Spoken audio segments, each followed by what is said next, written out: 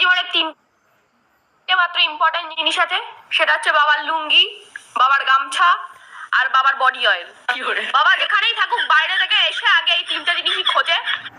আমার বাবার জীবনে তিনটে মাত্র ইম্পর্টেন্ট জিনিস আছে, সেটা হচ্ছে বাবার লুঙ্গি, বাবার গামছা আর বাবার বডি অয়েল।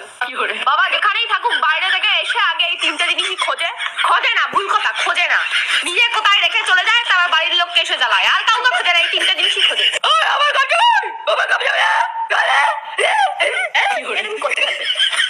কেন আমরা কি কুকুর ছাগল? তুমি গামছা পাচ্ছ না, তুমি লুঙ্গি পাচ্ছ না, বুঝতে পারছি। আস্তে করে জিজ্ঞেস করলে কি হয়? তুমি তো ভদ্রভাবে এসে জিজ্ঞেস করতে পারো যে এই আমার লুঙ্গি দেখেছিস? না, ওরম ভাবে জিজ্ঞেস করলাম না, ওই মাথা দিয়ে ঘা ঘা ঘা করে চিল্লাতে হবে যাতে পুরো পাড়ার লোক শুনতে পায় ওনার গামছা ওরা কেউ চুরি করে নিয়েছে, উনি ওনার মানে সম্মান হারিয়ে ফেলেছে, এমন করে চিল্লাবে। আর এই পৃথিবীতে আমার বাবার কোনোদিনও কোনো দোষ হয় না। আমার বাবা যদি কিছু ভুল করে অন্য জায়গায় হারিয়েও ফেলে, তোরা দেখবি না আমি সারাদিন কাজের মধ্যে থাকি, তোরা দেখবি না এই জিনিসগুলো, তোরা বাড়ি থাকিস, তোরা নজর দিবি না। তুমি কি হারিয়ে ফেলবা সেটা কি করে নজর দেবো?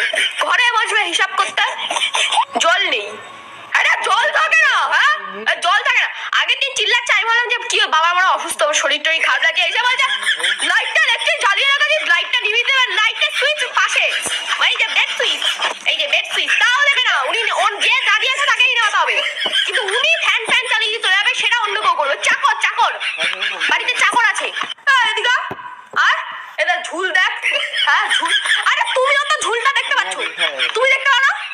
তুমি দেখছো, তুমি বসে করো একটু, এদিকে ঝুলে আমি আর তোকে দেখি, তুমিও তো দেখো, আমি আর মাঝে দেখতে পাই না, তুমি তো দেখতে পাচ্ছ, তুমি একটু ঝেড়ে দাও। ভদ্রভাবেও তো মানুষ বলে যে একটু দেখতো, একটু ঝুলটা ঝেড়ে দে, না ওরম ভাবে বললে হবে না। মানে আমার বাবা যেদিন বাড়ি থাকে ওই দিন এরকম ঘোরে,